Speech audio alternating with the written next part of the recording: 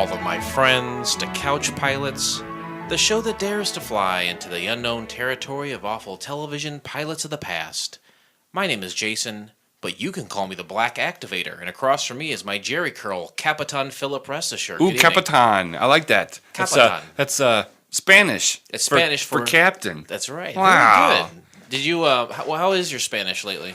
No comprende español.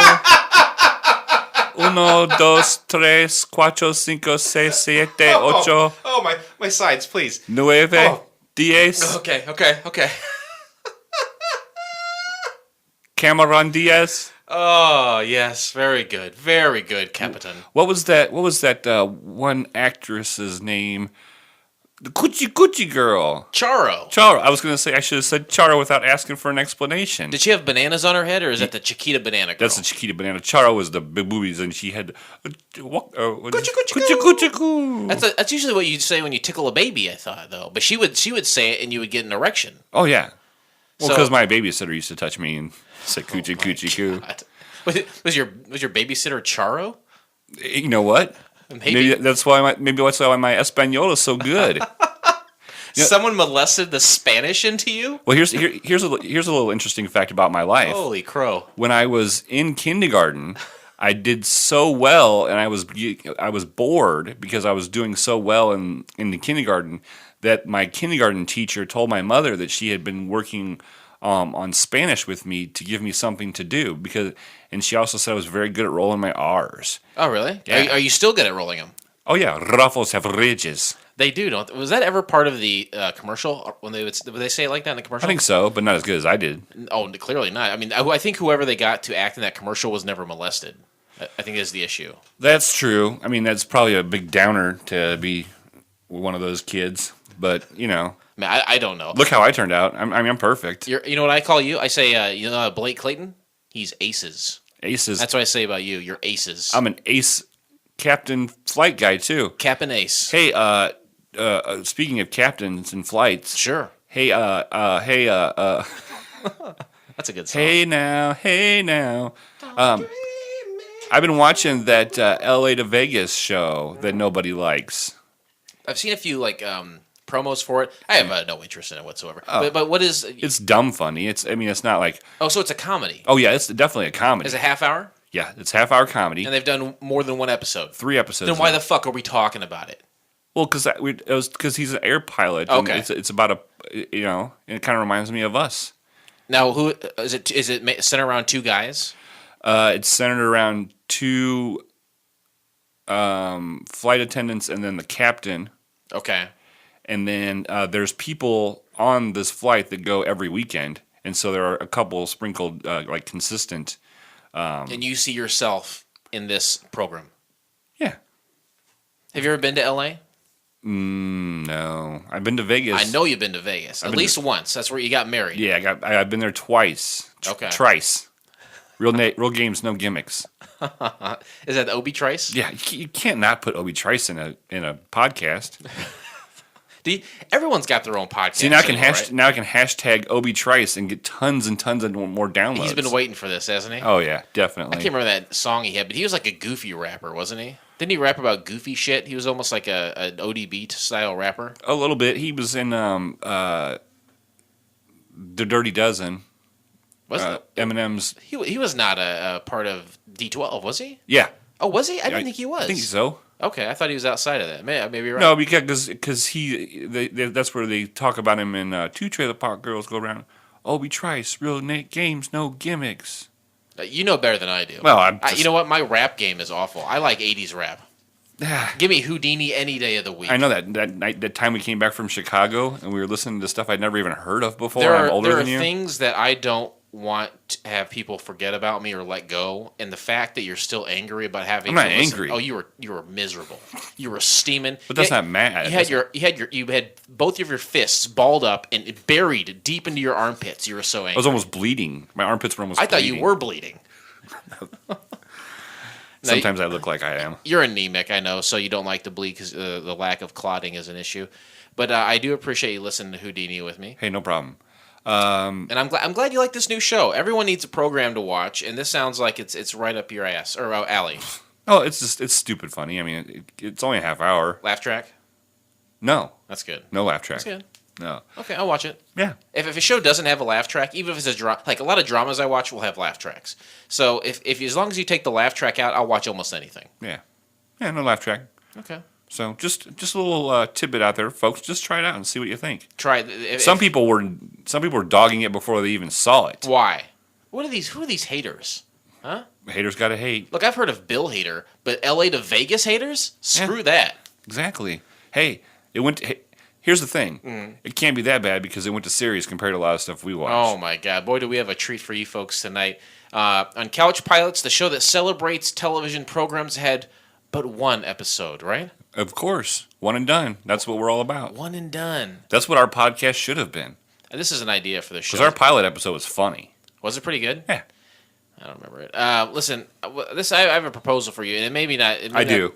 Oh well, that was simple. Let's shut it down. I've been waiting forever. To end the show? No, for you to propose to me. Oh, I was proposing that we end this show. Guess I shouldn't have. I shouldn't have jumped the gun.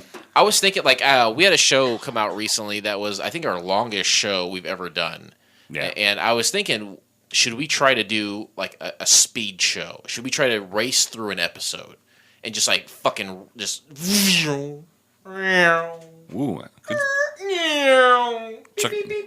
Check me out on the boards. Go from one ear to the other. What do you think? Should we do that sometime? Sure, sometime. And then also, and again, this is probably not fodder for air, but would you host? Would you do all the shit for one episode or not? I'll try it. I don't think I'll do as good as you. I don't think that's true. Are you gonna write it all? Sure, I'll get it all together for you. Oh, then I'll do it. I think you should do it for the marathon. That was my thought. Okay. All right. Yeah.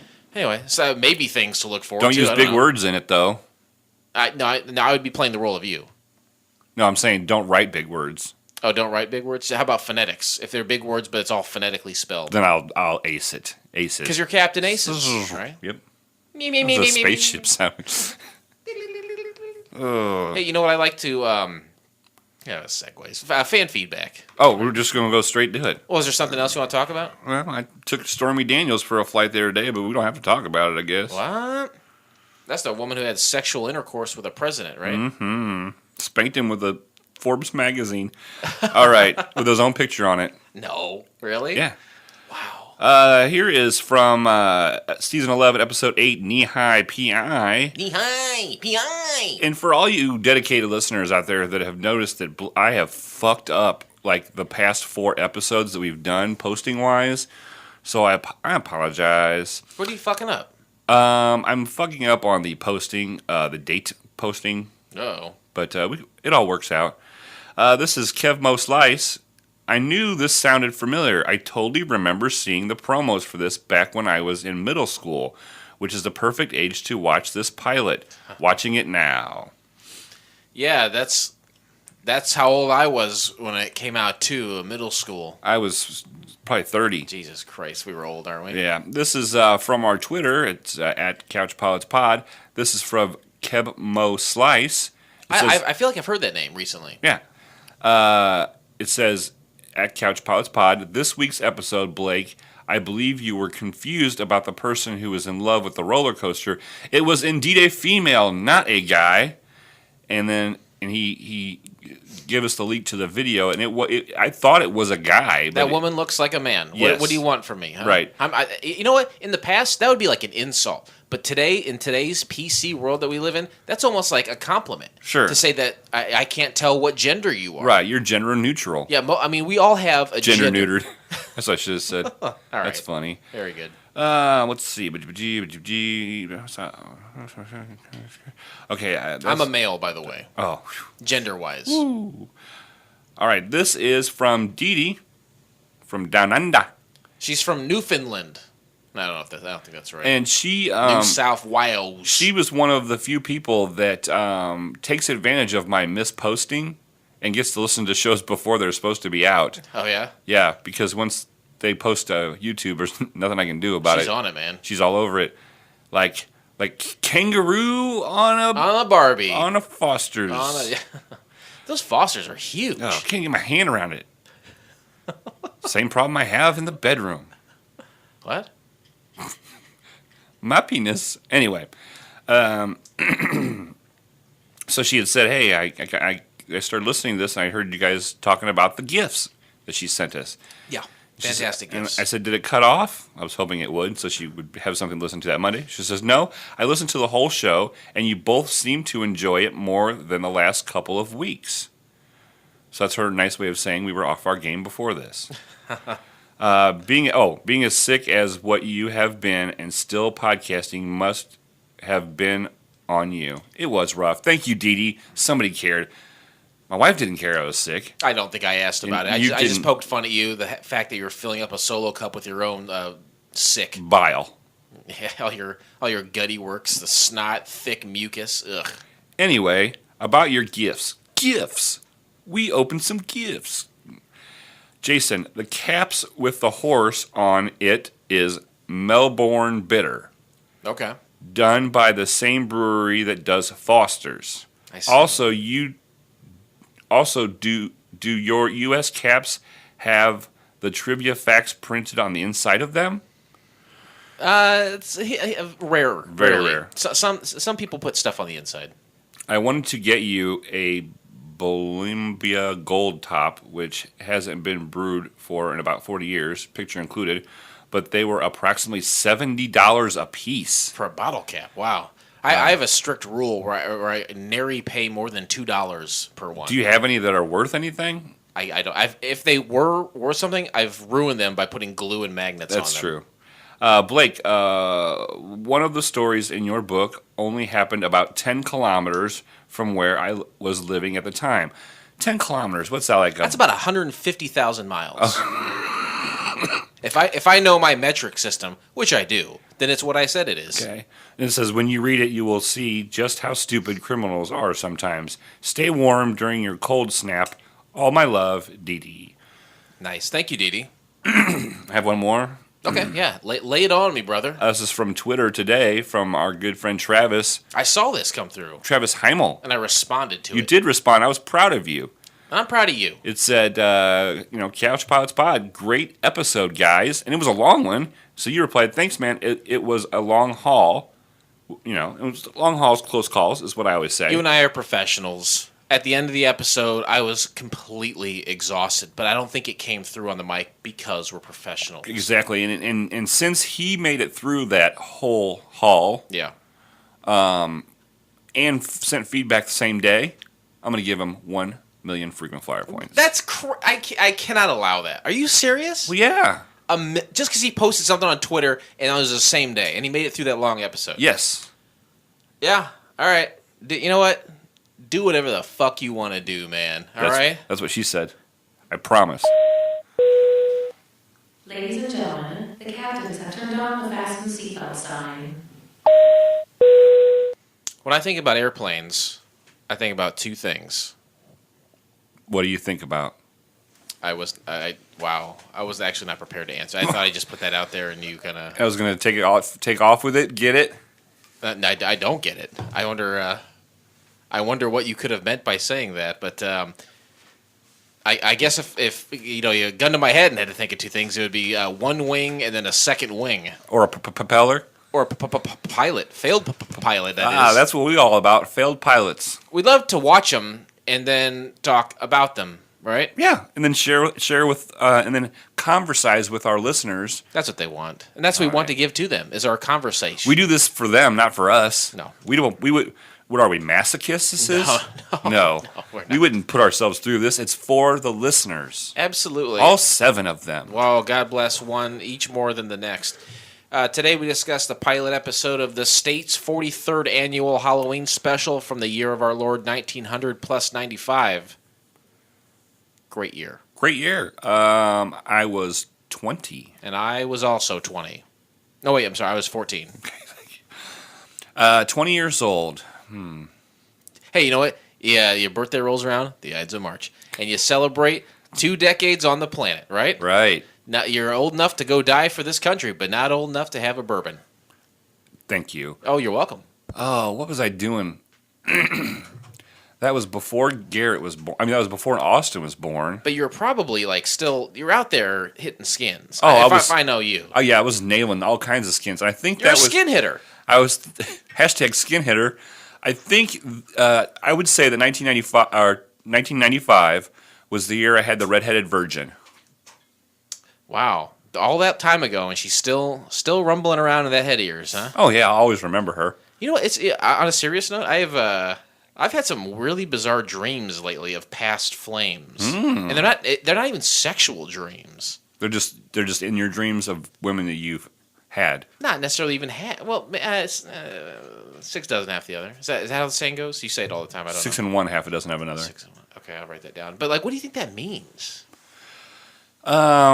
It means that in your subconscious, you are reviewing your past relationships and going on a journey of self-discovery. Do I need to take peyote? DMT. I would definitely say DMT more so than Now peyote. that is a professional wrestling move, if I'm not mistaken. Is that right? No, that's a hallucinogenic drug. Is it akin to peyote or not? You have an outer body experience. I mean, you will shit yourself and most likely vomit. Well, I've been waking up from those dreams the same way. I forgot to mention I shit and vomit to wake up from those dreams. So, it seems like you're in when you take DMT. It seems like you're in space and time. Outer space? Could be. It's another dimension. Another dimension. But but it's only lasts like 5 or 10 minutes. You know what? I'll try it. I want you to. When I was 14, I think I was in 8th grade, maybe. Okay. And I was just like, I think I was into airwalk shoes. Mm-hmm. And then were you a skater or just had the airwalk? I was shoe? a poser. Yeah, me too. I was too. I had airwalk shoes and I couldn't stand on a board without falling off of it. I got on a skateboard one time and I landed on my ass instantly, and I said, "That's enough for this guy." So there's a lot of airwalks, and then also like buying CDs. Okay, from Columbia House. We've talked about that. Yeah, where did I get my CDs? I think I had like Co-op Records, probably. Or Sam Goodies in the mall. I like Best Buy. Yeah. The old Best Buy. When they used to have tons of CDs, now they have like 7. And they only use them to like even out the racks that are uneven. Exactly. It's like the Glenn Miller box set. Yeah. Love that Glenn Miller. Pennsylvania 65000. This show was built. Yeah, that's what we did when we were those ages, and you and I can think about the time that we were those ages. But I was banging virginers. 10 at a time for a dime, right? And I've only had a couple of virgins. Okay. But that one, that one. And then you were listening to music and posing about being a skater in 1985. And it's just that simple, folks. Yeah. But for the rest of you at home who are listening, or in your car, or committing a felony, perhaps. On the treadmill. Yeah. You know what? I've been at the gym lately. I can't. If I listen to something, I can't listen to like music or podcasts. What I'm doing at the gym on the treadmill right now is I'm watching my phone, like I'm playing a video and watching it. Really? Yeah. Huh. Because I can't, like, if I'm listening to stuff, I still have to like look straight ahead at my stupid fucking face in the mirror. And then I keep looking at the, like, how much time is left? But if I can watch, Curb Your Enthusiasm or something. That makes sense. If there's any listeners out there that have listened to Couch Pilots while on a plane, will you please tweet us at Couch Pilots Pod? That's what you got to give 1,000,000 points for, something like that. Well, I might give. It depends on how good the feedback is. All right. But I need flight number, social security number, credit card number, that kind of stuff. All the numbers. That's totally legit. I would ask for nothing less. Right now we go back in time in our minds to the year 1900 at 95, so we can properly take in this pilot in the time that it was given, because to judge it now would not be fair to the pilot. It's not fair at all. I mean, because, back then, they didn't have special effects. I don't think they had Band-Aids yet. Band-Aids. Courtney Cox. Courtney Cox was just like a figment of an imagination. Mm-hmm. No one had Courtney cooked her up yet. No, there was no Friends in 1995. No one had any friends back then. Everyone was just working to stay alive. Yeah, 1995. Man, that was way back. They go in the Wayback Machine. I'd love to go back in time with you. It would be fun. You could see why I ended up the way I am. Mm-hmm. Oh boy, that'd be interesting. What the The horrors I would see. Would you want to go see, like, what parts of my life would you want to see? Like, the birth? sexcapades?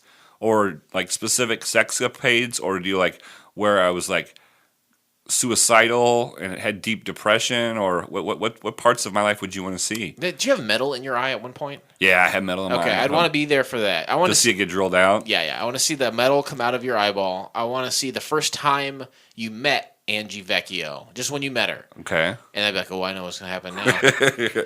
And our eyes met over the fryer at McDonald's. And then there's that woman you had lain with biblically who had the rod in her back. I'd want to see that encounter. Her name was Mary. She was so nice and so cute. I would want to see the sex. You know, I don't. You don't want to see this. You want to see the sex. I want to see the sex because you said she was very immobile because of the rod in her back. Yeah. And then, if you want to see the sex, you definitely would want to go back to the time with Jamie Toomey. That was the.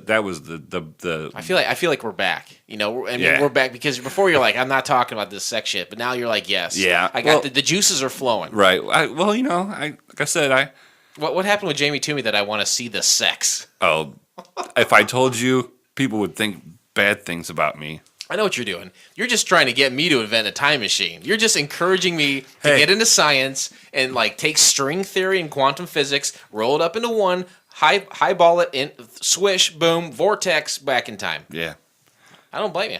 That's good. That's a lot of good motivation for me to do all the things I said. Those Jamie Toomey ones, dude, I got stories that would blow your mind. Not in this show, you don't. 1995 record-breaking basketball player Michael Jordan, MJ, announced he was coming out of retirement during March of 1995. Jordan rejoined the Chicago Bulls, who he had been playing with since he had been drafted in 1984. He had previously won 3 championship games with the Bulls, 91, 92, and 93, before announcing his sudden retirement in 1993.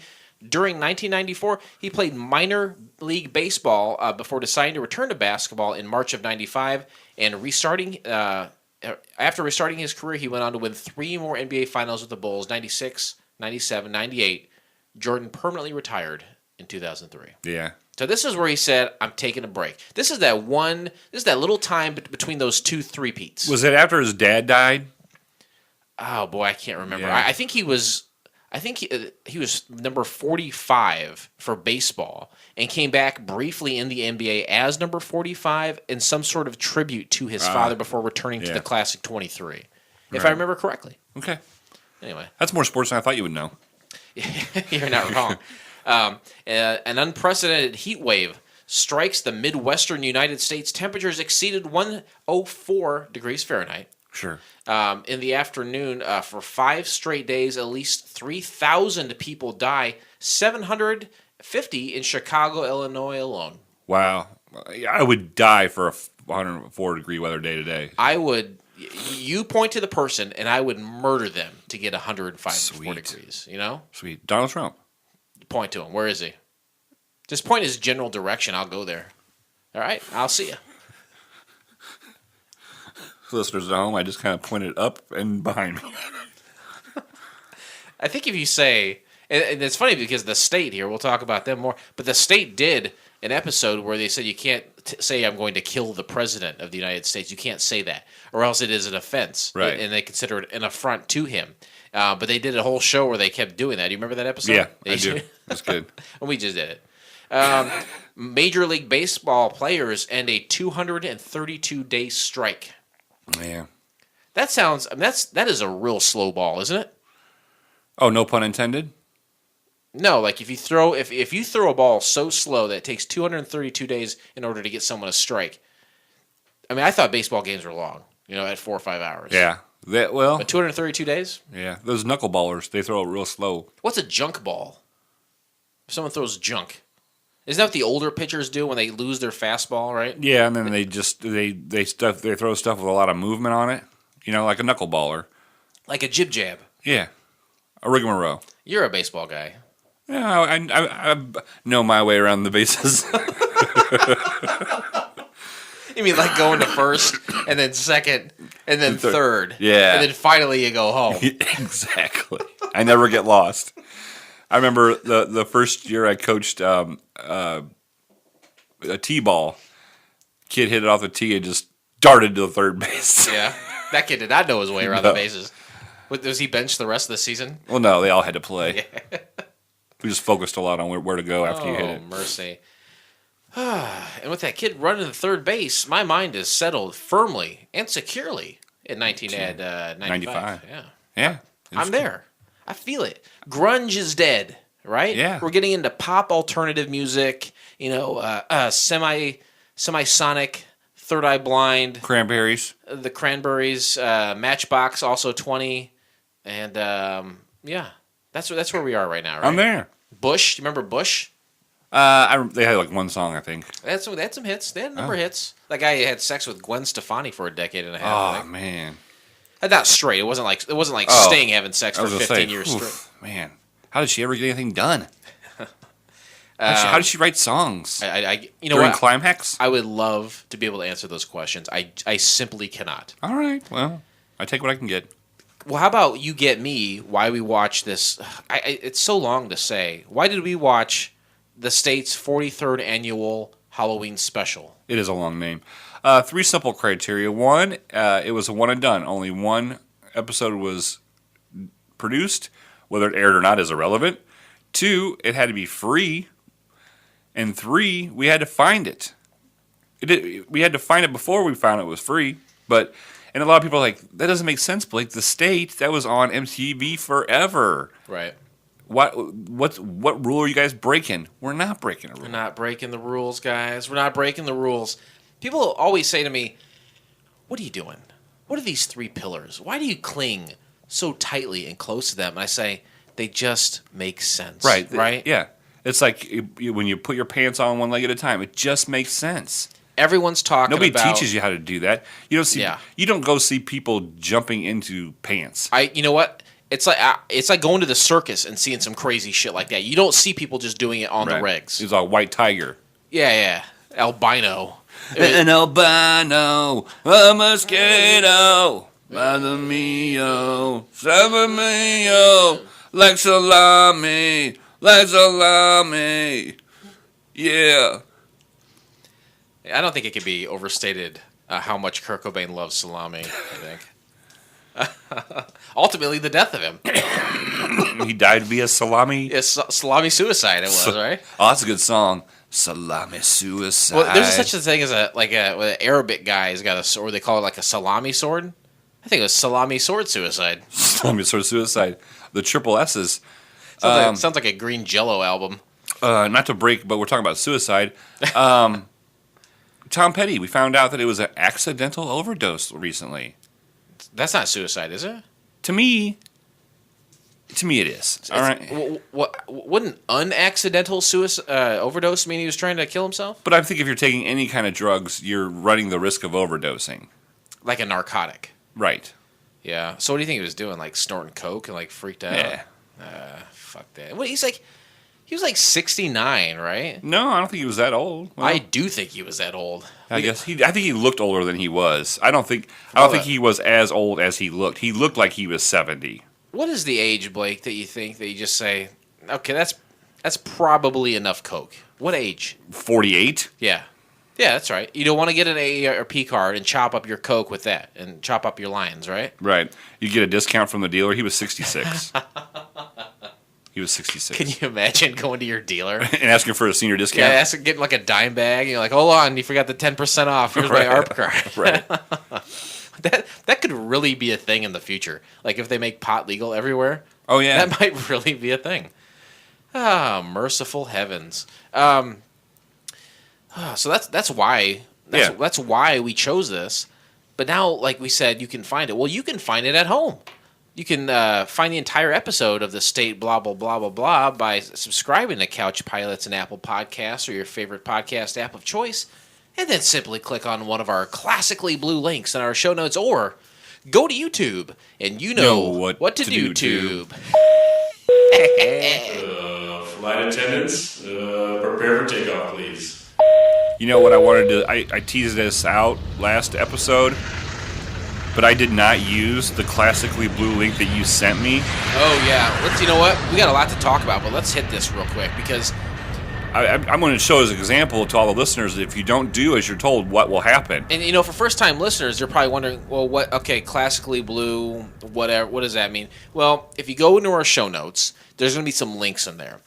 One is a link to the show that we're talking about right now, and one is a link to the show that we're going to be talking about next week to give you a heads up so you can listen to that, watch it, and then when you hear our show, you'll be able to know exactly what we're talking about. These links are galvanized blue by our 3.5-ton, it's a 7,000-pound machine known as the Pachinko machine. We run these links through the machine.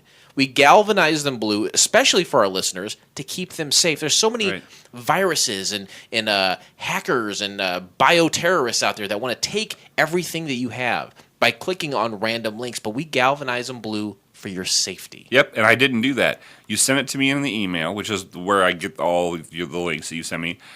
I went on to, because I'm having problems with like streaming from my phone to my TV. I'm having tons of problems. Okay. Well, can't you just go on your TV and go directly from your TV? But here's what I did. I went on the YouTube app on my TV and I punched in the state 43rd annual Halloween special, and I clicked on the first one. Oh boy! And it was not the link that you sent me. I clicked on the first one, and it was like a video recording of it on a TV. I saw that last night. And that's what I watched the whole thing. And then as soon as it was over, it went to the next one, which was the broadcast one, which was all clear and you could hear and everything. I was so mad. It's really funny you say that because, a little inside baseball here. We were going to record this a couple weeks ago, but we couldn't do it then, so we're doing it now. So I rewatched it just last night, and that's the first thing that came up in YouTube for me too, was that crap version. The second version, oddly enough, has dramatically less amount of views. But it's a superior version of it. Right. It's because it's the algorithm that brings that first one up, and the people just click on it. That's why we galvanize them blue. Yep. So, guys and gals, know that the blue link for this, if you want to watch it, it's the good version. I'm not your dad.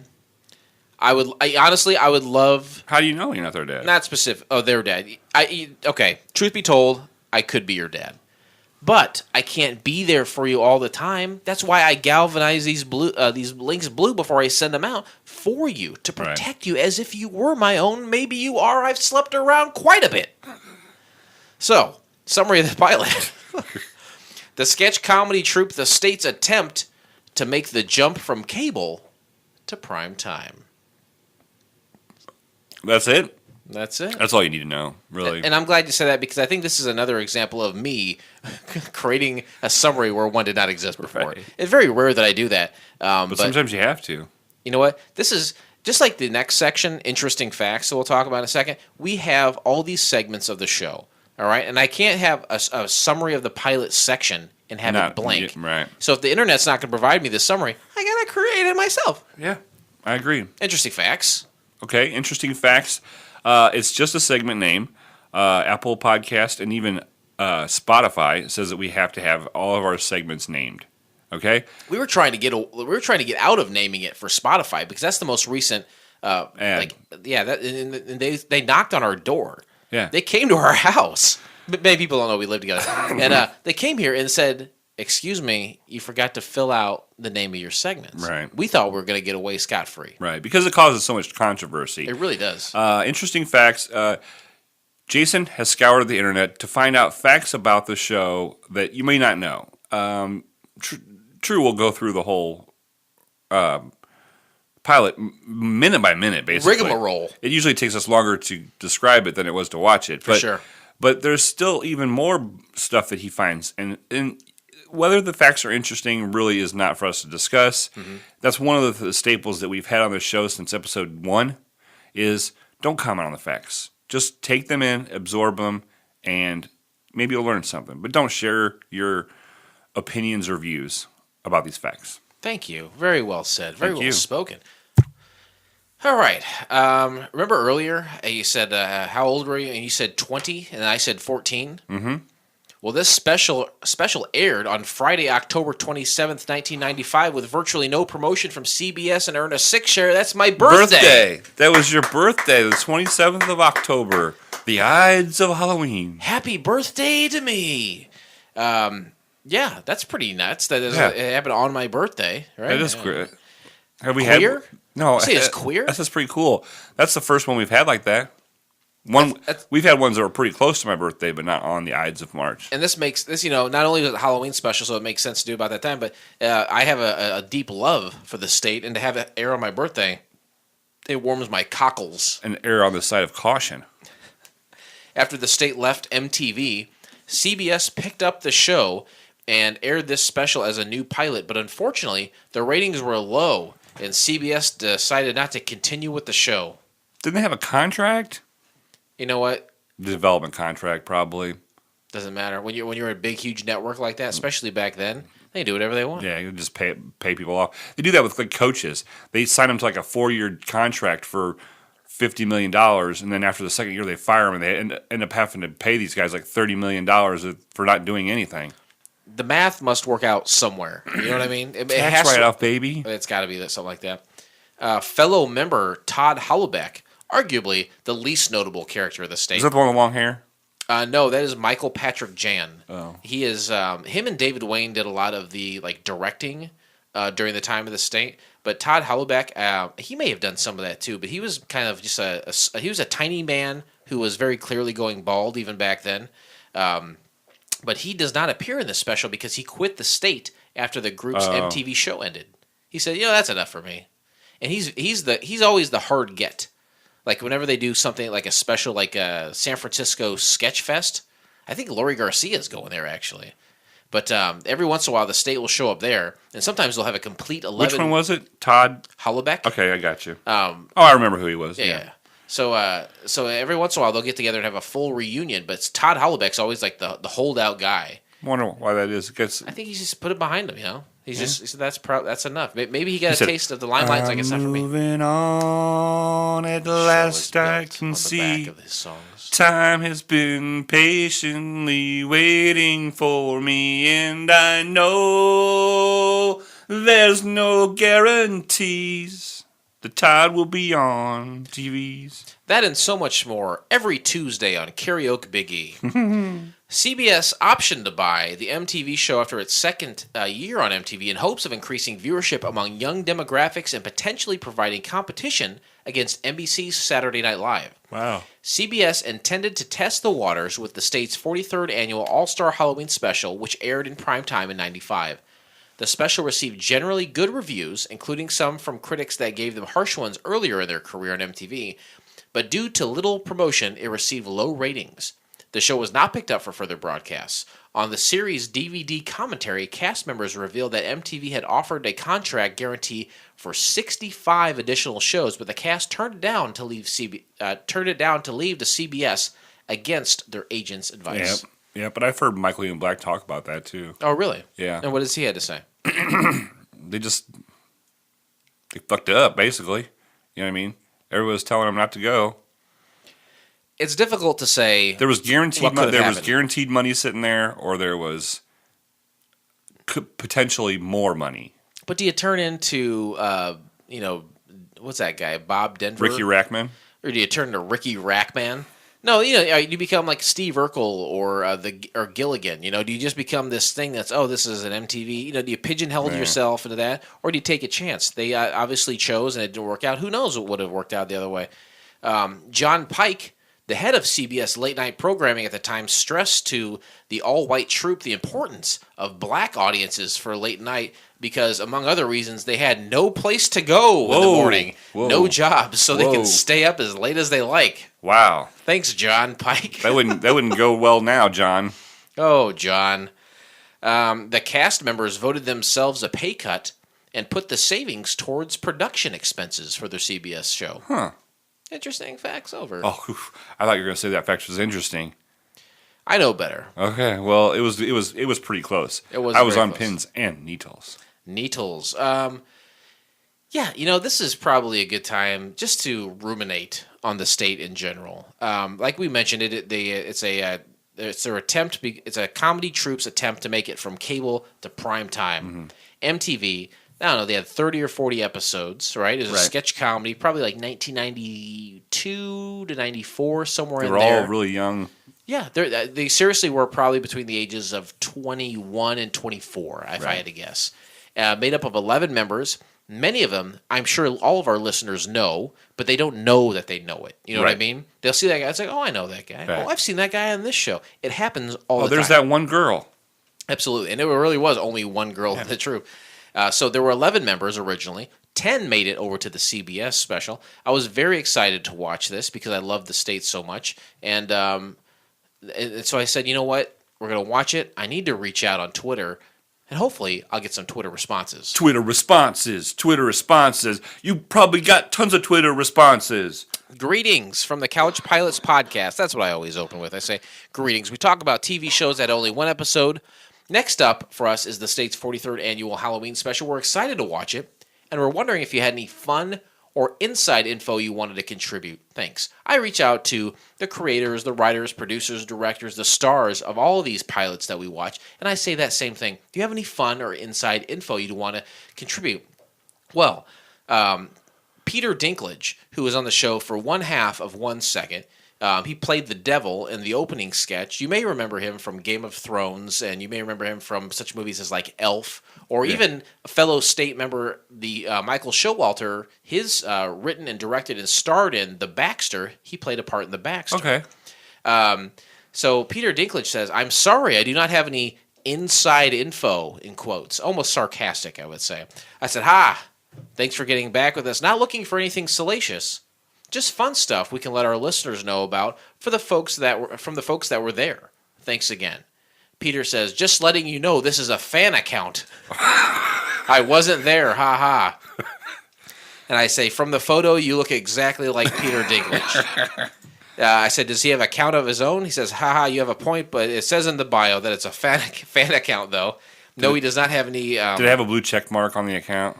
I don't know. You need to look for that. He says, no, he doesn't. He doesn't have any sort of social media. I said, okay, cool. I must have missed that. Thank you for letting me know. I love Low Blow Podcast. In a world where we hate everything except for the things we love, there's the Low Blow Podcast. So join me, Adam Z, as I scour the internet for all the things I want to talk about, interview interesting people, and try to get good stories out of them, most likely, but definitely pick on Florida, because let's face it, it's Florida, and it truly wouldn't be the Low Blow Podcast without Florida. So find us on all your favorite podcasting apps of choice, and eventually, if Spotify ever decides to pick us up, on Spotify too, as well as lowblowpodcast.net, appropriately inappropriate. Dave, hurry up and come back. I can't do this by myself. He's back. He is back. So calm the fuck down. Why do you think Adam would like date the promo like that? The promo's already outdated. Yeah, the other one was perfectly fine. Except for Lori Garcia Nitzwevich. Now, Laura Garcia is a listener to the show. Oh, I mean, was there... Christine? Oh, Christine Manuel Noriega. Yeah. R.I.P. Boy. Low Blow Podcast, a great show. You and I have done a couple rounds of hosting recently on this thing in Dave's absence, but Dave is back. Yeah, his with a asshole is vengeance. good. And Yeah, he's on fire. His asshole was on fire. Well, no, I mean, he's on fire. Oh, I'm sorry, I misheard you. Yeah. But it's a great program. If you want to see Florida get lambasted, listen to the Low Blow Podcast. Or if you want to hear about... my sex stories are pretty good. Yeah. Dave's sex stories are pretty good, too. You can't top that. No. 4 dicks in the same I room? can't bottom it either. Here's the thing about Dave and Adam. They say we're going to review comic books. Remember that? Oh, yeah. I never heard them fucking talk about a comic book ever. Uh-uh. You know, I just do it once so I can hear it and then not mention it again. I'm still going to listen every Thursday. Sure. Whether or not they post an episode or not, I'll still listen. Anyway, now you at home, you listen to me as I talk about the state episode that we're going to talk about. Yeah. It's the 43rd annual Halloween special, right? Right. What are you pointing at? Do you want to do the intro thing? No, not yet. Very, very soon, though. I'll point to you when we do. It opens up by saying a special presentation. Yeah, CBS special is the little spinning word, special word, and everything. It's something that you would see probably like in the late 70s, early 80s, and by all accounts, the members of the state were probably kind of these hipster kind of kids living in New York City. And that was probably like a cool thing. Right. And they did that before all of their episodes on MTV, too. That's something they brought over from MTV to this special. Okay. And It's the classic state, right? Right. They have the intro where they're on top of a roof. Yes. Again, very similar to what you would find on the MTV show. Right. There's like a scaffolding with the words "the state" on it, and they're all kind of just standing around and looking into the camera, close-ups and stuff. Kind of hands in pockets, looking all kind of cool and stuff. And on the MTV version, it was a super cool song. The intro for this one, very similar in tone and whatever like kind of blue filter they were using. I did not care for it. The original one I did care for, and I'm going to play the original one for you right now, if that's cool with you. All right. You don't have it in all the way. I like the sound of this.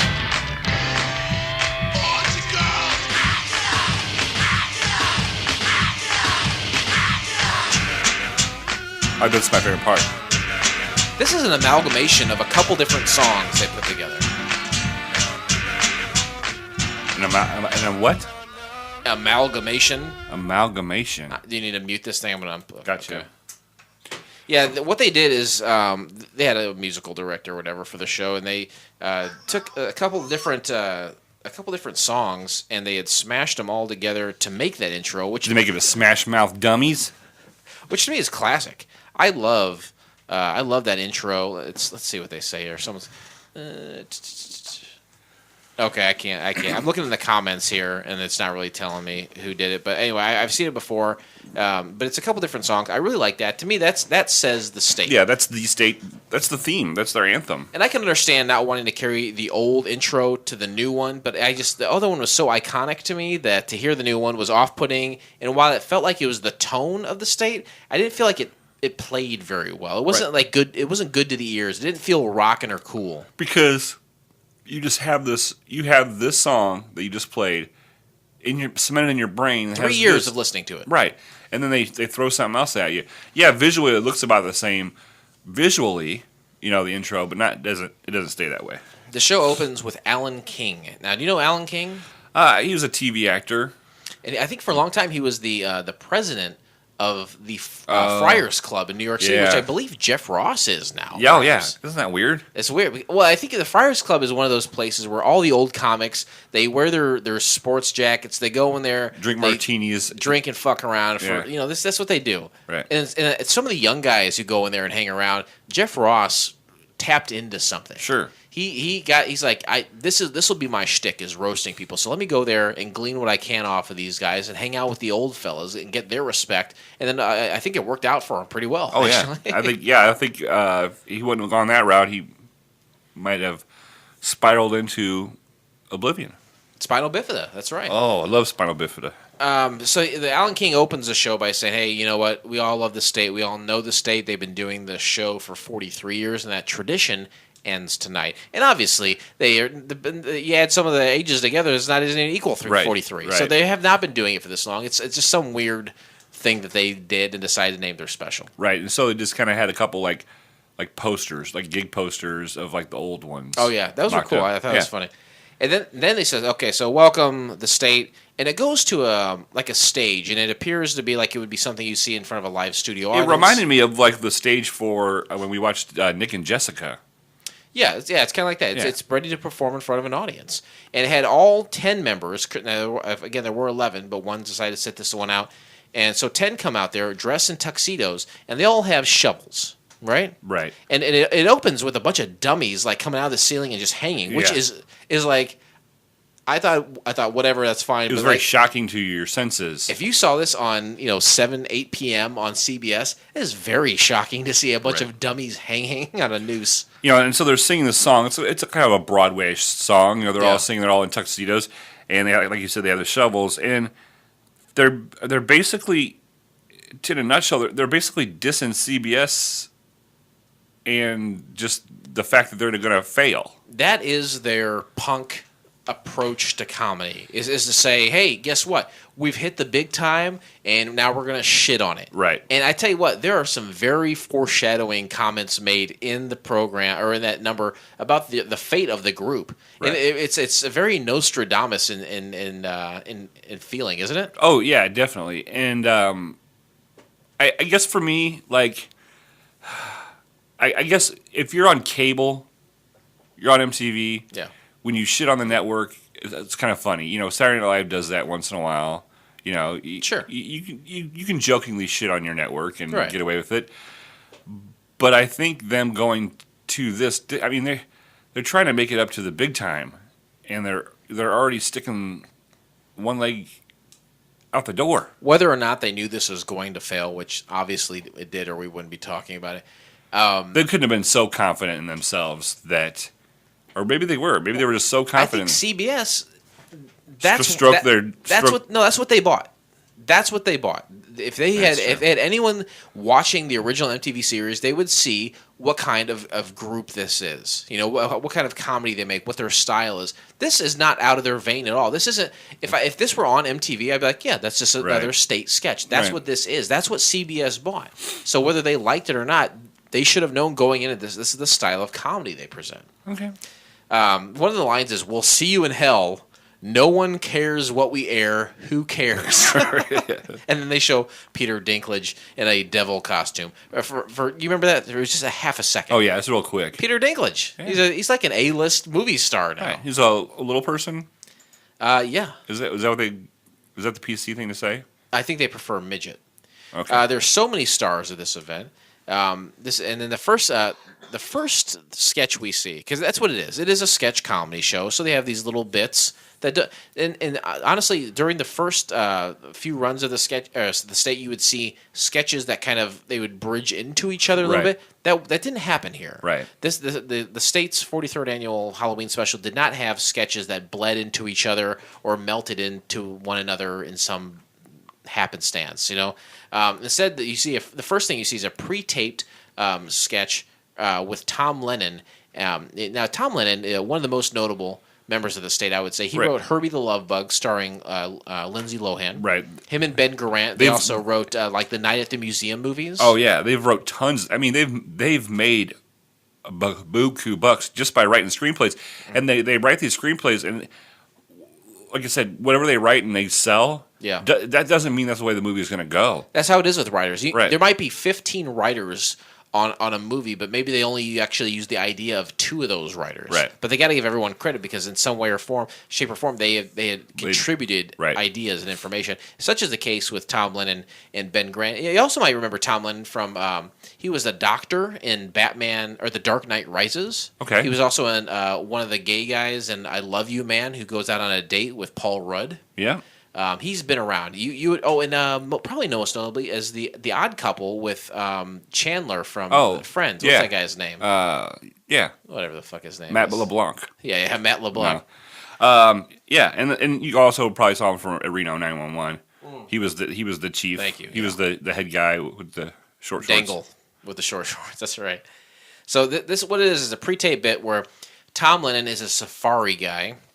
And he's looking for the Manzel. The Manzels. Yeah, and it's a few members of the state dressed. They have like skin tight onesies on that look like it's completely flesh. They're just basically naked guys with antlers running across the plain. Yeah, don't they have tidy whities on?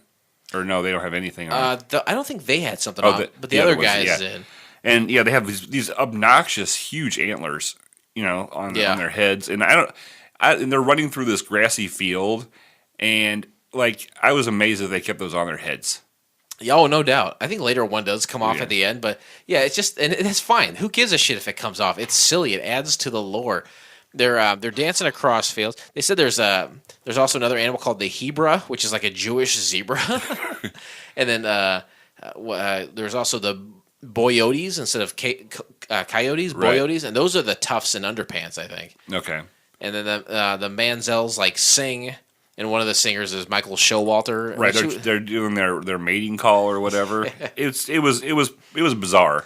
And then like some of the boyotes like catch up to one. They pick off one of the herd and they like beat the shit. Yeah, out they're of not it. even eating it. They're just beating it. And you can't really see because like the grass is so high, but you see them there like head pop up and everything. That's silly. It was silly. It's totally in their style of comedy. Sure. Then you have Carrie Kinney, which you also may remember from like Viva Variety. She's currently on Love. She plays like a friend of Jillian, whatever her name is. And then you also have her from Reno 911 as well. She was the dumb girl. I can't remember her name. Was she the one? Was she the one that grew up around here? Yeah, she grew up in Pekin, Illinois, I believe. This is where we're at right now. So pretty much from around here. Yeah, she's probably just a few miles from here. She grew up. She introduces the next sketch, which is Philadelphia, 1776. 1776. You got some more? That's Hamilton, I assume. Oh, I could just Hamilton the shit out of this, but it's basically the scene is that they're the four founding fathers and they're doing the Declaration of Independence, but Showalter, right? I think it was it Showalter. The main guy in this was Tom Lennon. Okay, it was Tom Lennon with the underwear. It's supposedly like it was his underwear were too big. They were like up his ass, basically. Right, but they had wedged their way into his butt crack. This is something that the state does very well. They do a scene with seemingly serious and complicated dialogue while doing something funny physically. Yeah. And they do this. They've done this a number of times. They do it very well. And this is, I thought, a great example of that. Sure. Oh, so yeah, you have definitely. men in powdered wigs, garb of that era. You're Right. in what looks like a Benjamin courtroom. Franklin, Yes. and Thomas Jefferson. Probably John Adams was there. They're talking about the war for independence, and all the while Tom Lennon is walking around like he's got underwear in his ass that he's trying to like get out, but without actually picking it out. You know, doing that weird walk. Anyway,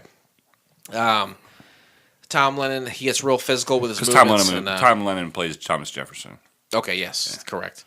And then Ben Franklin, I can't remember who he's played by. I think it may be Was it Kevin Allison? Ken Allison or Ben Garant, maybe. Yeah. And he walks up and he like pulls the underwear out of his ass. Right. That's funny. And after that, you have some testimonial, which you'll see going in and out of the breaks throughout the entire show. Right. They got people like on this one was like RuPaul. This was the first one, yeah. Right. And then Tim Daly, who bringing it back, the man himself. You know, on Wings. when we started this podcast, I don't think we realized how many connections, because we stole the intro and the outro, and also the scoring system from the 1990s program called Wings. I don't think we realized how many connections. Not the band. No, TV not show. Paul McCartney and Linda McCartney's Wings. Yeah, but it was cool to see him on there because I guess I didn't. Was this been about the time that Wings? I mean, what else was he in? Absolutely. This is what Wings was on. Wings was probably on. If I had to guess, they were on 93 to 99. I don't know for sure. That's the only way that Tim Daly's famous for, right? I don't know Tim Daly from almost anything else. I know he's on The Sopranos over here, but that's not where he made his nut. Then they had the next one was with John Stewart, who looks completely young in this one. Oh, for sure. And then Erica Jones. I don't know who Erica Jones was. Erica Long, maybe. Was it Long or Jones? She was a novelist. Anyway, they all have some kind of. None of them are speaking truthfully. They're all acting as if the state had been around for 43 years, and they were like reflecting on their thoughts and experiences with them, either growing up or firsthand experiences. And as the show goes on, they're less and less nice. Yeah. Stories. Going out of the commercial break too, they said, welcome, come back to the, stay tuned for the rest of the farewell comedy special. I thought there's so much foreshadowing that this is just the end. Right. It's very bizarre. Let's see. A Ross Farinoff production. What is that? That's okay. This is the next sketch. Yes, this is the next sketch was the CBS Playhouse bit is what I called it, and it's where the lady, what's her name again? Carrie Kinney. Yeah, Carrie. She plays like this lady acting. It was kind of like a soap opera. Soap opera, and she's giving lines of dialogue, and then all of a sudden she starts sprinkling in camera direction. Well, all the credits up front were like written by Ross Farinoff, right. Directed by Ross Farinoff, starring. So it's like whoever this Ross Farinoff, we have no idea who this person is, but we know that they had their hand heavily into this show. And then you realize it is Carrie Kinney as she starts to spout out her dialogue. She's also giving camera direction. Yes, at the same time.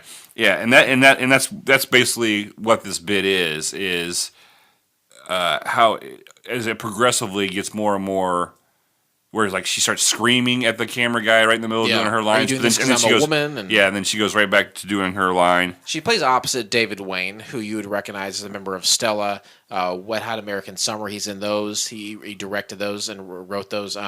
He also Role Models, the show movie Role Models with Paul Rudd and Sean William Scott. He directed that. He's a very notable director. And he was even in the state in its infancy, he was behind the camera more so than in front of the camera. And Definitely. that was more his ballywick. Very good. But it's a very Gone with the Wind style soap opera scene. And all I could think about when watching this is like, this had to have been kind of difficult. Not only for the people acting in it, but also like the cameramen, because the cameramen are probably so used to being like, I got to get a square shot on this person, but the shot would be off to the side, and then that would give Carrie Kinney the opportunity to say, "Move to your right." So it's all these things. It was camera choreographed. Yeah, absolutely, big time. And so not only that, but like just the choppy dialogue and having to deliver actual dialogue and then chop it up with stage direction. It seemed like it would be a difficult thing to act in, so I have to give them props for that. And I give her props anyway for being the only female in the state for all those years. You got after a while, you'd be like, listen, all you guys is farts and ball sweat, And how many of them tried to fuck her? I'm sure a handful did. Yeah. Except Kevin Allison. The next is a pre-tape bit where it's lawn ornaments, the things you'd see that you put as a decoration outside, except they're living beings. Right. There's a lawn jockey. Yeah. That was Ken Marino. There's a flamingo. Mm-hmm. And the flamingo, that was Ben Grant, I believe. I think so. What do you know Ken Marino from? Reno 911. Oh, was he in the later seasons? Wait. He was not original. Last two seasons or so of Reno 911. Ken Marino. I'm sorry. I know Ken Marino. I see like the names mixed up. Okay. He's the I want to dip my balls in it guy, right. Louis from the state. But outside of that, what are you doing? That one show, The Blazing Love, or it was a spoof on The Bachelor. Burning Love. Yeah. And also, I just saw him this weekend on he was on about 3 episodes of Disjointed on Netflix. Okay. And his character is obnoxious on there too, and it's perfect. He's also in Role Models, and I believe he's on. He had an episode arc maybe on Charmed as well, which never saw that. I never saw it either. Someone just told me about that. He's pretty funny. Ken Marino's he's great. He's awesome. I love all these guys. And then you got Joe. They're talking basically about how one wrote a screenplay and then it got shit. Is a very like serious conversation about their careers while they're standing there in these ridiculous costumes. Right, being lawn ornaments. And then you have Joe Latrulio, which, again, you'd recognize from a lot of things. Probably, again, most notably right now, Brooklyn Nine-Nine, opposite of Andy Samberg. That he is standing there like wearing angel wings and pissing into a fountain. He's like, guys, can you keep it down? This is really tough. Right, like he's trying. He's like what do you call that when you can't pee in front of people? Stage fright. Bashfulness or something. Oh, I've never heard that. Next episode is Kevin Allison playing a police officer, showing a kid played by Ben Grant around the police station. The kid goes into the office. He said, "Why don't you go in there and wait for us here?" And they're like, "Why'd you send him in there? There's a joint of marijuana in there." Right, and they're like, "We got to go," and they freak out and like draw their guns, and they're like, "Come out with your hands up," or whatever. And they come out, and of course this kid is because they're so marijuana is so bad. They're obviously making fun of the fact that marijuana is pretty much harmless drug to use, but everyone freaks out. In 95, there was the DARE program, there was all that stuff. Sure. And he comes out freaking out how he's going to take hostages and all this stuff. I think he has a hostage in Joe Latrulio. Right. And it's just, they're all yelling and everything, and they're trying to negotiate with him. All the police officers in the station have their guns pointed at him. Right? Right. And then something happens where he breaks out of his I think spell. he comes off of it.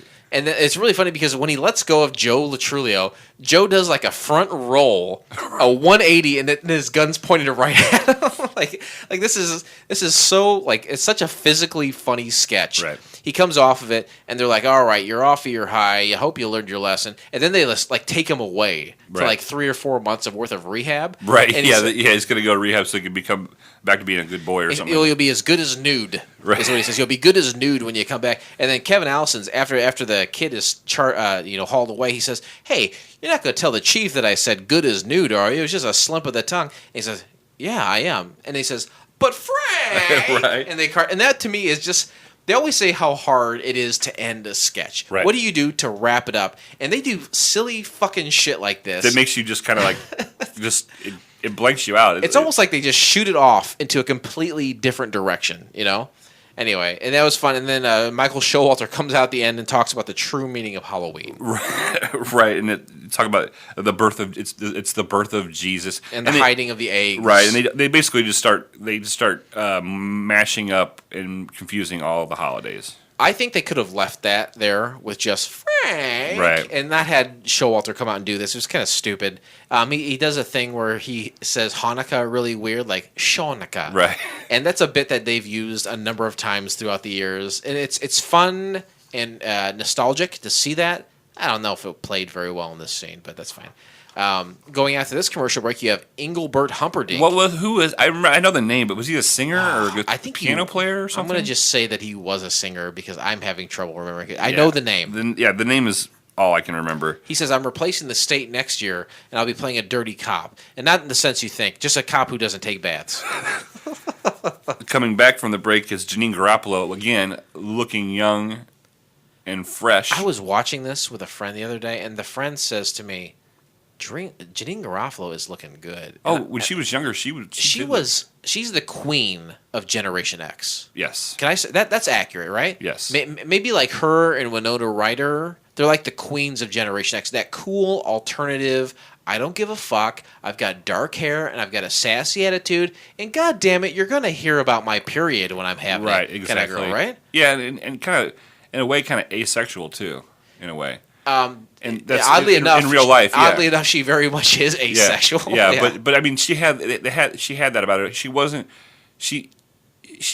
manly, but she wasn't girly. Yeah, I wouldn't look at Janine Garofalo and say, "Oh, she's sexy." I would say, "Oh, she's cool." Right. She's cute. She's cool. I like that. Right. I would say that even to this day, and she's got probably damn near 50, and I still think she's cool and cute. She's looking a little road hard. I don't want to get into that. Don't kill my buzz, man. Okay.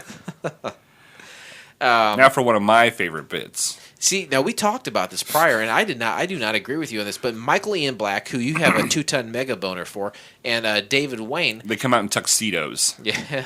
And there's a picture of behind them, a very large picture, kind of hanging down from of Desi Arnaz. Now I can only assume. Because I don't know. I once dated a broad who was super into I Love Lucy, but I still didn't glean a lot of that because I didn't give a shit. I assume I Love Lucy was on CBS. It had to have been, right? I probably. That's the why they probably talk about this to begin with. But yeah, this is where they talk. They're giving tribute to him. Yeah, to me it was kind of like the interesting facts of Desi Arnaz. They start spouting stuff off about him because it's a tribute to him, and they get mixed up on the different facts and stuff, and then they can't decide whether he's dead or not. Yeah, they're giving all these facts, but it reminded me of interesting facts on our show, to be honest with you. Well, I would almost say the exact opposite, and because of this, these facts that they're giving you, they're very clearly half-hearted, not researched, where I, sir, scour the internet to make sure that all of these facts that I present you are absolutely and unequivocally true. Well, you're a better man than Michael Ian Black and you're David You're a Wayne? butter man. Yeah. Can't find a butter man. I'm the butter man. Can't find a butter man. But yeah, they go through all these facts, and and it shows clearly how unsure they are of what they're saying. Right. So that's the joke there. Is they're talking about a CBS legend. Right. That they don't know all the stuff for, but they're gonna get through this bit one way or the other. The next bit is another pre-taped one. This you have Ben Garant playing kind of like a hillbilly in a rowboat out on a lake, and they're talking about the town of Capo. Capo, Louisiana. It's a bunch of southern white trash. And to me, this is super reminiscent of some of their old stuff. They used to have these hillbillies where it was Ben Garant and Tom Lennon. And they're like saying, "What am I doing? What am I doing?" Right. And it's this very same kind of feel. And it basically, it's supposed to be kind of almost like a short documentary about this crap town. Right. And they're talking about... They got one of the main robot factories. Yeah, they make robot parts. And then you go into it, and they're making them out of wood. wood and like just bits of shit that they paint silver like it's metal and then draw things on. They're all, there's one, one lady has like one tooth or something, and they all go to, there's nothing in this town. It's just a Louisiana hick town. There's weird like bullfighting, and there's also like raves at the mayor's house in the middle of the night. But the curfew's at 10 o'clock or something like that. So it's just a bunch of silly shit. The robot factory was funny how they kept cutting back to it, and he was going through the assembly line of all the different steps to make. I think that was Joe Latrulio talking there. Definitely. And then when they were talking about the robot factory, they would cut between Joe going through the assembly line of people, and Showalter was really funny. I thought just kind of like leaning over and like with a Sharpie drawing an on and off switch, just like his like looking like he was giving such attention to detail to it. I thought it was really funny. But they kept cutting between that and Tom Lennon as the president. As the president of the excuse me, as the president of the robot company. Yeah. He doesn't say one word. No. It's all physical comedy. He's clearly like a retarded person running He's the like show. playing with a tape dispenser and the stapler and stuff, and it's just he doesn't even have to say anything for it to be funny. This is a low point for me in the special itself, but he was funny here. I cannot argue that. His facial expressions very Tim Conway-esque, if I may say so. Oh, look at you! Look at that, rolling back around. After this, it ends with Ben Grant being in that rowboat and then like dancing in it, and then of course he falls off. Of course he does, but not before he eats a boot. Right. Next sketch is again. This is a front live studio audience. This is a game show. It's called "What Am I Saying?" Love it. You love this. It was funny because from what I'm gathering, I don't mean to spoil anything, but from what I'm gathering is you thought they came out hot, right? And I think maybe you think they kind of tapered off. Whereas I thought they kind of came in a little. They kept ramping up, huh? They kept ramping up. I loved this.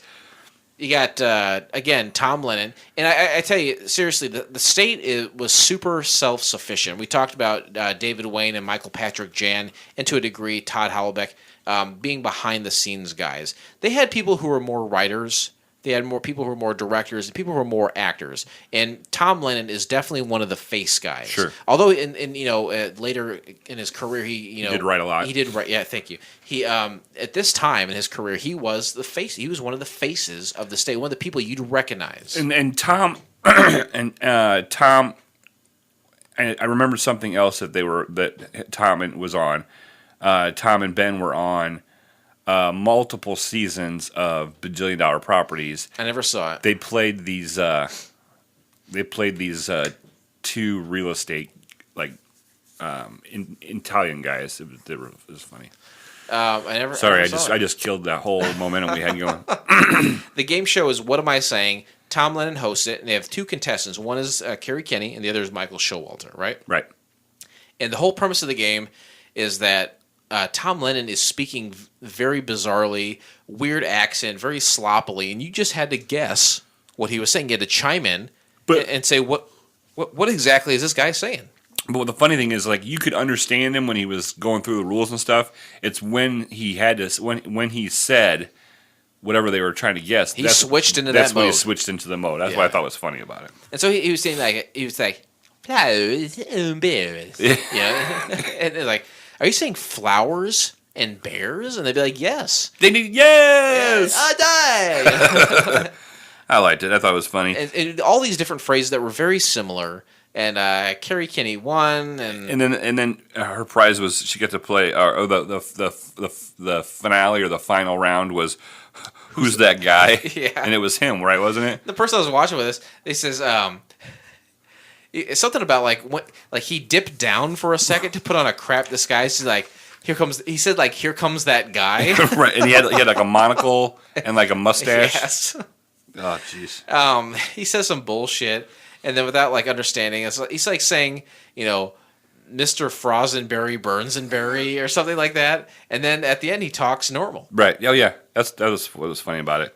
It was a funny skit. It was silly. It was stupid. It's funny. Yeah. The next bit it has Mr. Ben, or not Ben. Well, they go to the break first, right? Oh, you know what? I must have missed it. There's some bizarre. I honestly I didn't understand this portion of it. There's like some French testimonial people. There's a lot of, Oh yeah, it was like an artsy like French. it was just black and white. It was people seemingly from France, and there was all subtitles at the bottom of the screen telling you what they said, which I didn't understand. And then you have Rick Ocasek from the Cars, which I love, the Cars, new wave band, and he says. My favorite sketch is when they lit that kid on fire and threw him over a bridge. And I guess actually, now that I think of it, it's not that funny. And then they go to Dennis Leary, and it turns out he was the kid that they did that to.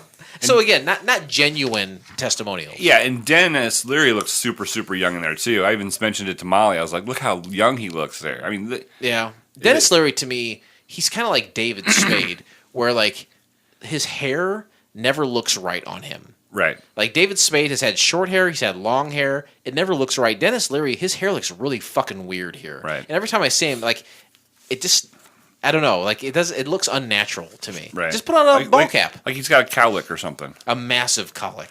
The next one has Ken Marino, and he's taking his family camping. This is a pre-taped one. They're outside, and basically they're packing up, and he's telling everybody that to take as little as they need, all the stuff they need. And Ben Garant. Ben comes out. He's a smaller member of the state. He always plays a kid. Whenever He they always- need a kid, he plays a kid. Just like Kevin Allison always played the woman because He's practically a woman by Right. being a gay guy. who likes to drink pee, by the way. Oh, do you listen to Risk still? No, Did you learn that from listening to Risk? I learned he was on Keith and the Girl. What? About a year. He's been on 4 or 5 times. So Kevin Allison, a member of the state, 1/11th of the state, he's a red-haired guy, a very white, pale man, a gay guy. He's got a podcast called The Risk, which honestly, to be completely honest with you, that was one of the first podcasts I ever started listening to because I love the state so much. That's one of the first things I looked into when I learned about podcasts. So I listened to it for a while, but after a bit, it became far too sexual and just like pretentious. And I was like, I can't listen to this shit anymore. But apparently, he drinks urine. Yeah. That's fuck. What the fuck is wrong with this guy? I don't know. He likes little young Asian. I think I did know that. Yeah. He goes to the sex camps. Yeah. We could talk for hours about him. I wish we would. But if you look on Wikipedia, that's not his picture on Wikipedia. Really? Yeah. That's bizarre. It's somebody else. So, so anyway, you got Ben Garant bringing out a Water heater. Yeah. Which nobody can pick up a water heater. Mostly not a little 12-year-old kid. He looks like he's having trouble like dragging it out of the house. But then he just tosses it up on top of the car. He's like, "Dad, we're going camping. Do you think we might need this?" And go ahead. The answer is no, they don't. But he's trying to think of a reason not to do it. But then they got some neighbors kind of peering over the fence, saying, "What y'all doing over there? You guys getting ready for a camping trip? You see?" And it's Michael Ian Black as an old man. It's David Wayne as an old woman. Right. And it's Joe Latrulio as a young boy wearing a Cub Scout uniform. Right. This is good. It's funny, and it just goes back and forth. And watching Ken get angry, that's the best part. He's like, because first of all, he's telling his kid, "No, we're not taking this water heater." Then his next door neighbors, say something about it. He's like, "Oh yeah, we are going to take it." Yeah. And it goes on and on and on. Right? They go back and forth with the neighbors. Then his daughter comes around the front of the thing and she's got her inhaler and he rips it out of her hand and throws it down the street. He's Only the stuff we need. This is, imagine if you will, a big hunk, muscly Italian boy, probably 24, 25 years of age, clean shaven, but he's wearing a fake bristly mustache. He's wearing like fishing hat, a fly fishing hat, and like those big 1990s, almost like pervert glasses. Right. That's how he looks. So he looks like he's a guy who's ready to go camping. But the state is all absurdist humor. Sure. It's all just absurd and manic. And that's how he's acting right now. Manic. Trying to explain to the neighbor, absolutely we need the boiler. Just because you think it's silly that we're taking it, I'm taking it out of spite. Right, exactly. He does not need it, but he's doing it just to spite. And then they go and they get in the car, they go to pull away, and they're dragging their swimming pool, their in-ground swimming pool. And that's the end of the sketch. But I cannot go without saying, when you have Joe Latrulio, Michael Ian Black, and David Wayne on the one side, they're the neighbors talking to them about what they should bring. Michael Ian Black is doing all the talking. Right. David Wayne's dressed like an old woman, and he takes these like slow sips with his straw out of the cup. It's so funny. And then Joe Latrulio, dressed up like a Cub Scout, is eating a corn dog. He's like cutting pieces off with a knife and putting it in his mouth. It's creepy looking. It's so fucked up. And it's all in like slow motion to make it even more weird. Oh my God. So many sound effects, so much yelling. Back to a break, you got RuPaul talking about Diana Ross and how they would reenact their old sketches. Like, me and Diana Ross, we love the state so much. They've been around for 43 years. We love to reenact their sketches. That's right. Then you got a commercial break. And they come back with Debbie Harry from the band Blondie, which I love Blondie, I don't know about you. And she's shit-talking the state. And then so you got Sting from the Police. He talks about their ego. And you have Sonic Youth talking about how they were impressed with how hardcore they are. Yeah, and didn't Sonic Youth say they got bumped from a concert? And that's funny you mentioned that. And it should have been an interesting fact. It's something that I read, but this is true. They're talking about how hardcore they were. The Sonic Youth saying, man, the state, they do all this weird comedy. They're so hardcore. We knew we wanted to hook up with them and be friends. And then someone from the band Sonic Youth at the end of that interview, it's a real quick, like 20-second interview. Someone at the end says, yeah, you know, they called us at the last minute to do this. And one of them like points to him like, that's funny. That's real. They called Sonic Youth at the last minute to do this show. Oh, that's funny. Because originally Blues Traveler was going to be the musical guest, but Saturday Night Live took Blues Traveler away from them. Oh. Blues Traveler did SNL instead, so they were in a pinch. But honestly, I think it worked out because Sonic Youth, to me, is more in the tone and in the spirit of the state than Blues Traveler. Yeah. So I thought that was kind of a funny little inside nod. That would have been one of your best interesting facts, this is. Maybe we can edit this weird to where you cut that out and put that in there. Right. I don't know. Anyway, Sonic Youth. And that's interesting facts. I hope you enjoyed all the interesting facts. Sonic Youth then plays their musical number, and it looks like the set from the Declaration of Independence thing that we saw earlier with the underwear up the ass. And they play a typical kind of, you know, it's noise. It's organized noise. Right. It starts off as a song. They just, as a good into it, they're just. I saw them live in Chicago. They're no longer a band. Well, but there's a reason why. They're around for like 25, 30 years, my friend. Anyway. The next bit is, again, it's a pre-taped. It's a war bit. And it's Ardennes, whatever that is, 1944. It's in the middle or towards the end of World War II. Right, and they're in the trenches. They're foxholes, and Michael Ian Black has been shot. Yeah, and is it Showalter? Michael Ian Black is dying, and it is Michael Showalter. Yeah, comes in and it's basically just like Michael Ian Black still keeps wanting him to hold him because he's like hold me. He's like no. He's like that's not I'm not into that. He's like I'm not gay here. Come on. Yeah, this is like the super homophobic skit. It is starts out. Yes, it starts out homophobic, but it ends up.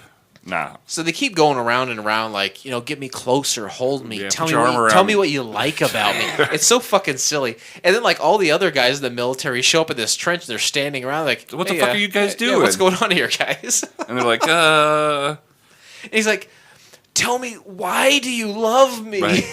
And then he says like, then they kiss, like he says, kiss me or something like that. Well, the crowd is like, come on, man, he's dying. Tell him why you love him. And then he's like, and then Joe Latrulio he's like, Johnson, get down here and hold me. And like a second guy goes down there and he's like, now hold Reynolds. Yeah. So he's clearly setting these guys up to have like a homosexual encounter. Right. And then he's like, Michael Ian Black dies, and then he's like, hey, you want to make out? He's like, yeah. So then Joe Latrulio and Showalter like make out. And then all the other people just walk away like it's no big deal. And that's their style of comedy, right? Sure. It's to think, hey, you know what? We're citing on something that in a few years, progressive-wise, is not going to exist. But then they flip the script and do a big middle finger. Right. It's like homosexuals, that's fine. It's a member of our group is a gay guy. Who gives a fuck? And there's probably more than one who had a tendency, I think. Oh boy! And then we wind down the show with the whole group gathering around a grand piano to sing "Let It Be." They very clearly say we're going to get sued by the Beatles, whoever runs the Beatles shit, and we're going to play "Let It Be." So all 10 of them sit around this piano while Tom Lennon plays, and they all sing the Beatles' "Let It Be." And then the phone starts ringing. Well, who's on the phone? It's got to be the Beatles, right? It's Paul McCartney. I thought it would be the Beatles, or even more so, I thought it was. Like CBS. Oh yeah. Like calling to say, do not fucking play that. It's gonna be $1 million for us to play that song. So the phone rings. They keep picking it up, hanging it up. They keep picking it up. They letting everyone the phone hear what they're singing. And finally, don't they just rip it out? I think that finally he just picks it up and sets it down, Oh. and then there's nothing. The end. This end. is quite a journey for myself, but there's no such thing as a journey without turbulence. Please remain seated as we are now crossing a zone of turbulence. The State, successful run on MTV. Yeah.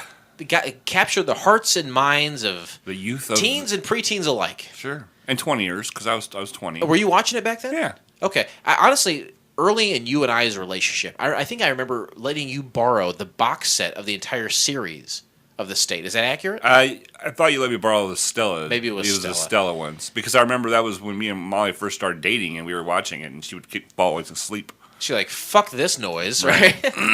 The State DVD, it was long overdue. People wanted it so bad, but there's a problem. It was the music, right? When you are on MTV, you have access to every song under the sun. But when it comes time to sell that product, whether it's the form of a show or whatever it is, you have to start doling out licenses for music. And the amount of music they used on the State, there's no way they could pay for Right. it. It would never turn a profit. So here's what they did, and it's bizarre.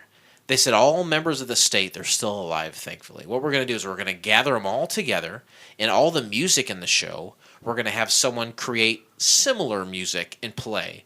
But guess what? The original music and our voices are on one track, so we are motherfucked. What we have to do is have our friend, I think his name is Craig Weirden, who's worked with a lot of members of the State over the years to do musical things. We have to have him not only make this music, but all 11 members of the State have to come in and re-record the lines that That's we so did crazy. 20 years ago. That's crazy. And the It's- inflections and the it's interruptions and it's everything. so weird. Wow. I'm so grateful that I was had a bizarre thing in the early to mid-aughts where I went on eBay and bought a bunch of bizarre shit. I have bootlegs of the original State episodes with the original music. Oh. Obviously the DVDs I have are a lot cleaner in terms of like visual quality, but the audio It's is weird. not original. It's awkward. You can tell, right? You can totally tell. Yeah. Like there were some sketches where like, oh, this is where they played Two Princes by fucking Spin Doctors. Not the case anymore. They Wow. had to redo that shit. Very bizarre. That doesn't necessarily play into the turbulence here, but what would you say is wrong with this episode that did not grant them further access into CBS's late night lineup? I will stick by what I said at the beginning of this when we started. I really do think they shot themselves in the. They started off on the wrong foot. They shot themselves in the foot right off the bat. Again, if you're on MTV, you can make shit on you can shit on MTV. Yeah. Okay. And yes, CBS might have known what they were buying, but they weren't saying yes. You can make fun of us. You know what I mean? And they were basically dogging themselves too. So I can see the CBS execs like these guys are making a joke of this. It's not it's not important to them. Right. Because yes, CBS, the people that buy other people, Yeah. networks that buy other people or other shows, those aren't the same people that necessarily are making the final decisions. So there's a disconnect between, you know what I mean? If you're the recruiter, quote unquote, the recruiter, talent scout, and you go in to see these guys, you're like, oh, these guys are fresh, so please. The stuffy guys in the office. Eventually, you hand them over to somewhere else. Thank you. You're welcome. And that's why I think that's part of it is they really shot themselves in their own foot, and they by that opening skit, the opening musical, Yeah. really, I probably put a damper on things. And also, I think if you're getting a hold of the State to try to compete against Saturday Night Live, Right. At this point, Saturday Night Live has been on for 20 years. yeah, and Mad TV. I mean, there's been a lot of sketch shows that have tried to compete with Saturday Night Live. In Living Color. In Living Color, they have success for a little bit, but not very long. Saturday Night Live has tapped into some bizarre formula that it just works. I honestly, the schedule they have throughout the week, I think right now is currently the same as it was in 1976 when it started. They've tapped into something. It obviously keeps working for them, so they keep at it. But you have to admit, as a fan of Saturday Night Live, even when they have a shitty cast, you still tune in to watch it. I am dedicated. Yeah, Personally, I am dedicated. And to that's the what show. they have. They have that long line of pedigree that these other shows. You watch a new sketch show and you watch it a couple times and you either don't like it or you don't have to stick with it because got Old Faithful there.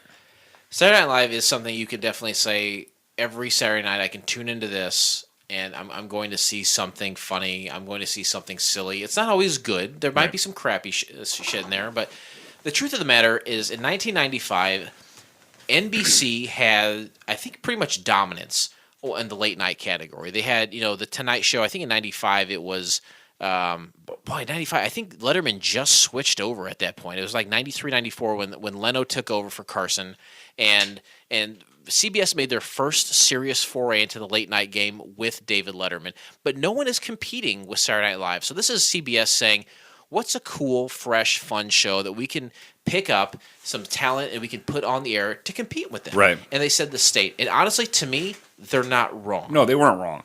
I mean, but The turbulence here lies where The State had free reign to do almost whatever they wanted on MTV because MTV paid them shit.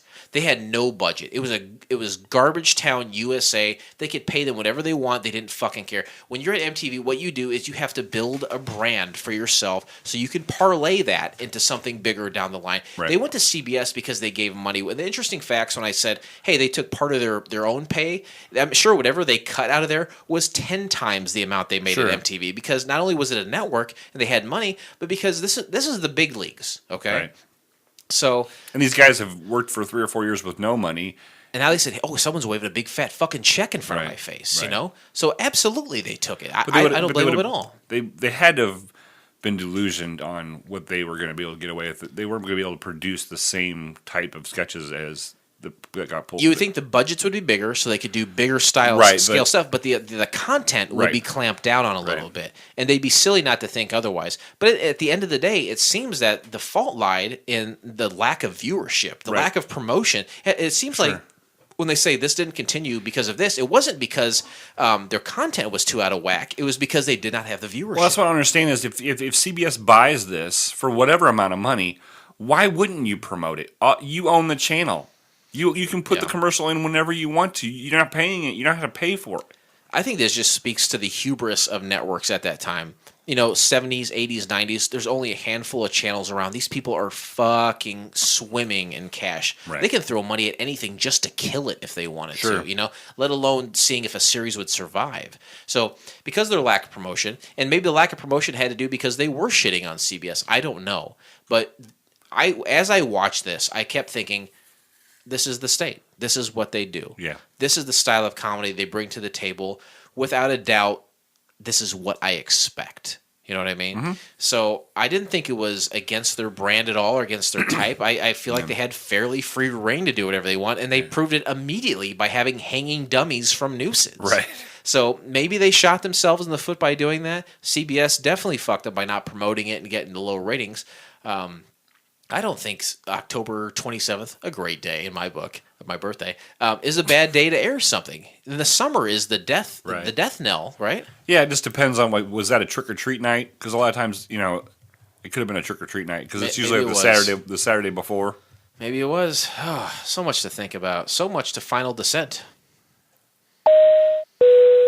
Ladies and gentlemen, as we start our descent, please make sure your seat backs and tray tables are in their full upright position. Internet Movie Database. What do they score? What do they score The State? What did they score? 6.5? No, it's at 8.7. Arguably one of the highest ratings we have ever had here on Couch Pilots, and that's from a total of 59 ratings. Wow, that's a good chunk of people. Not bad for the show. No critic reviews, no viewer reviews. I don't know if I just didn't scour hard enough or what, because you think there would be something. Because didn't you say you heard about this a long time ago? And then Yes. Yeah. That's the story I'd like you to Honestly, tell. about the time that I bought those bootleg DVDs from eBay, I was really just going down the rabbit hole of, oh, wow, I have internet. Oh, wow, I don't have to be afraid at home. If my mom's looking at, if I'm watching pornography, I can do whatever I want with this internet. And it turned into going down rabbit holes of things I was interested in at the time, and still to this day, The State. So I found out about it then. It wasn't the things I found then I couldn't find now. They weren't necessarily reviews, but they were almost like firsthand experiences, oddly enough, which I would love to find out. I don't know where these things went over time, but there are no critic reviews or viewer reviews that I could find, which is very bizarre to me. Yeah. I feel like The State has a like people like myself and you that maybe grew up with this. very ravenous fan base. Oh yeah, very A cult- loyal. cult following. Yeah, you would think that they would chime in more. Or there'd be something out there that I could reference in terms of review. Not the case. But you and I can review it. Ladies and gentlemen, welcome to FCF Airport. Local time is 11:11 and the temperature is 69 degrees. For your safety and comfort, please remain seated with your seatbelt fastened until the captains turn off the fasten seatbelt sign. 1 to 7. Right? Yeah, that's our rating schedule. 1 to 7. 1 is the worst. 7 is the best. We steal it from Wings. You heard Tim Daly earlier in our show, and if you go back and watch the State's Halloween special, you can hear him talk about the State. He was on Wings too. Yeah, he's number 5. He's a number 4. Fuck me. That's all right. Jeez. 1 to 7. We take all the characters, all the recurring. Go characters. through the characters real fast. Number 1. That's the worst you can get. Roy Biggins. Number 2. Faye Yetten. Number 3. Antonio Scarpacci. And number 4. Hackett. Right. Hackett. Number 5. The guy from Pachinski. Yep. Number 6. Helen Chappell. And at number 7. Brian Hackett. Yeah. Those are the 7 people. And they're all assigned a number for your pleasure. We love Wings so much because you and I, Captain Philip, rest assured, are pilots, and we watch pilots, and Wings had a pilot. It's all very a rabbit hole, Russian nesting doll. Seventh from 7. 7 minutes in heaven. 7 minutes. So I turn to you, Captain Philip, rest assured, on our very selective scale of 1 through 7 based off of Wings. How do you rate the State's 43rd annual Halloween special? Honestly, so much talent in one group of people. All with different talents, they combined to make a juggernaut on this of the State on MTV. Right. There are a lot of bits on this I liked, and the ones I didn't necessarily like, you liked. So I think we liked every skit. We didn't even talk about one of the skits. Which one? We forgot to talk about the fourth wall skit. Oh, we did. We skipped over. That's That all right. was a good one. So I didn't say anything. I skipped. You should have interrupted me. I skipped right over it. I would never interrupt you. All right. I'm going to give, let's see, I enjoyed it. Gosh. Typical State. They're swinging for the fences. Sometimes it's a home run. Sometimes it's not. Yeah.